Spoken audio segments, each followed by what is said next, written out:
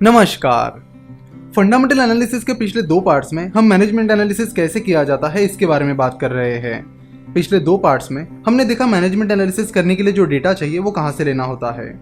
तो जैसे कि पिछले दो पार्ट्स में हमने देखा कि मैनेजमेंट एनालिसिस करने के लिए कंपनी से जुड़े मुख्य व्यक्तियों का डेटा कलेक्ट करना होगा, उनके इंटरव्यूज देखने होंगे, मैगजीन्स पढ़नी होंगी, अर्निंग्स कॉन्फ्रेंस कॉल सुननी होंगी, ग्लास डोर पर एम्प्लॉयज के रिव्यूज पढ़ने होंगे, साथ ही एम्प्लॉयज की उस कंपनी के मैनेजमेंट के बारे में क्या राय है ये भी आपको वहां पढ़ने मिलेगा।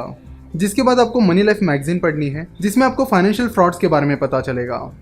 देन कंपनीज के एम्प्लॉयज को कांटेक्ट करके मैनेजमेंट की इन्फॉर्मेशन को हासिल करना होगा और आपको ये भी देखना होगा कि क्या कंपनी ने कंपनी के प्रमोटर्स की कंपनियों के साथ कोई ट्रांजैक्शन किया है, अगर हाँ तो वो किस प्रकार के ट्रांजैक्शंस हैं।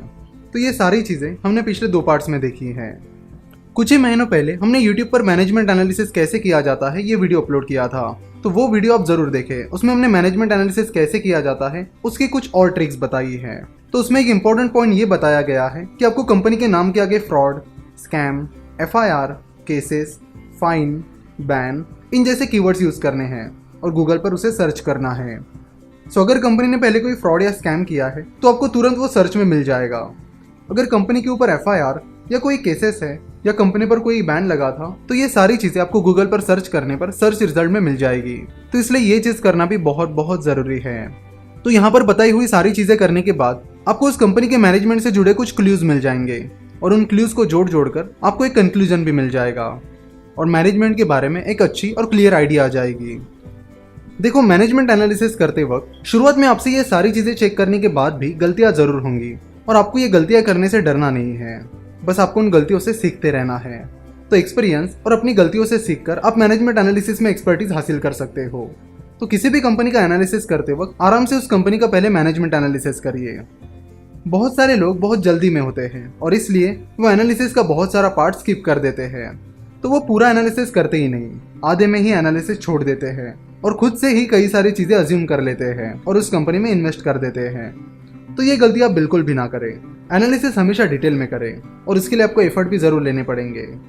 देखो, जितने भी बड़े इन्वेस्टर्स ने स्टॉक मार्केट से मिलियन एंड बिलियन डॉलर्स कमाए हैं, उन सारे इन्वेस्टर्स ने कुछ ही सही कंपनी चुनकर अपना पैसा कमाया है। शुरुआत से हम आपको कहते आ रहे हैं कि इंडिया में मैनेजमेंट एनालिसिस करना बहुत जरूरी है और हम ये भी कहते आ रहे हैं कि इंडिया में किसी भी कंपनी का एनालिसिस करते वक्त सबसे पहले मैनेजमेंट एनालिसिस करना होगा। तो ये हम क्यों कह रहे हैं इसकी रीजनिंग भी आपको पता होनी चाहिए। चलो तो अब उसके बारे में बात करते हैं। जैसे कि हम सबको पता है, इंडिया में लॉ स्ट्रिक्ट नहीं है, बिल्कुल भी स्ट्रिक्ट नहीं है।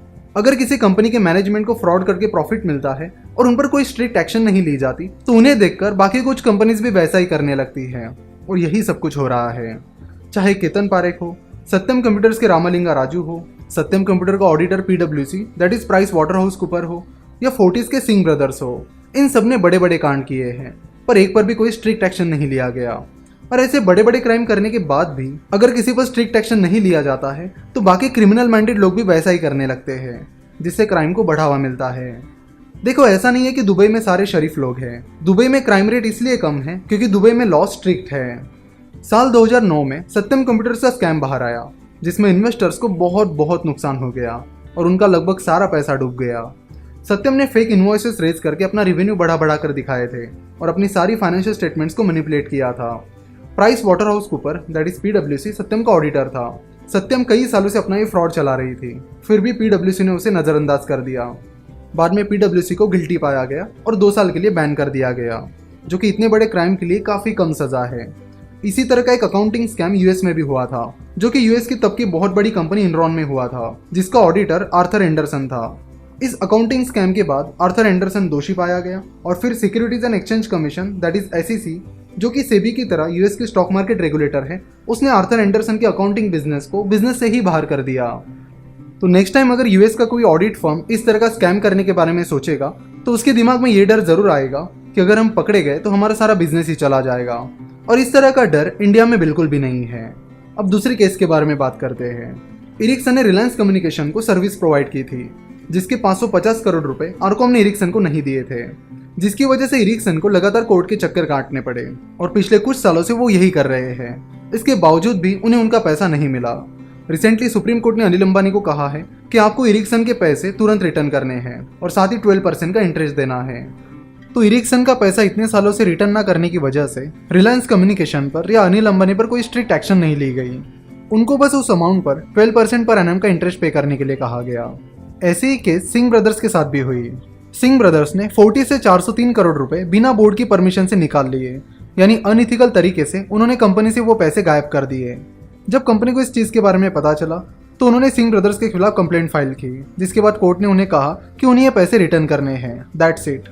बिना बोर्ड की परमिशन के ये सारे पैसे निकालने के लिए और ये सारी अनइथिकल एक्टिविटी और चोरी जैसा कारनामा करने के बावजूद भी सिंह ब्रदर्स पर कोई स्ट्रिक्ट एक्शन नहीं लिया गया। केतन पारेख की ही बात ले लो।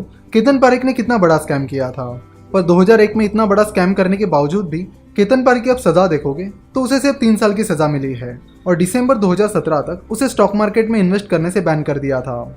सो नाउ वो स्टॉक मार्केट में ट्रेड भी कर सकता है। तो करोड़ों का इतना बड़ा स्कैम करने के बावजूद भी केतन पारेख को सिर्फ 3 साल की सजा मिली। इन जैसी चीज़ों की वजह से क्रिमिनल माइंडेड लोगों के दिमाग में ये चीज़ बैठ जाती है कि अगर हम भी करोड़ों का फ्रॉड करते हैं तो हमें भी ज़्यादा कुछ नहीं होगा, बस 2-3 साल की सजा होगी। तो ये चीज़ बदलने की बहुत ज़रूरत है। इन सारी चीज़ों से इन्वेस्टर्स को बहुत सारा नुकसान हो जाता है, पर दोषियों पर कोई खास कार्रवाई नहीं होती। मतलब फ्रॉड कोई और करे और सजा इन्वेस्टर्स भुगते, ये तो कुछ ऐसा ही हो गया है। इसलिए अब इन्वेस्टर को खुद जागना होगा और सतर्क रहना होगा। और इसलिए हम बार बार कहते हैं कि इंडिया में मैनेजमेंट एनालिसिस करना बहुत ज़्यादा ज़रूरी है। इसलिए इंडिया के बड़े बड़े इन्वेस्टर्स मैनेजमेंट एनालिसिस पर ज़्यादा फोकस करते हैं।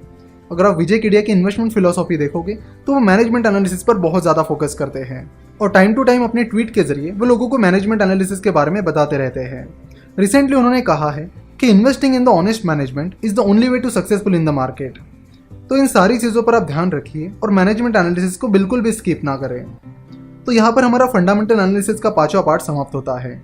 आशा करता हूँ कि आपको वीडियो पसंद आई होगी। हमसे जुड़े रहने के लिए आप हमें फेसबुक, ट्विटर और इंस्टाग्राम पर फॉलो कर सकते हो। वीडियो देखने के लिए और हमारे साथ जुड़े रहने के लिए आपका बहुत बहुत धन्यवाद।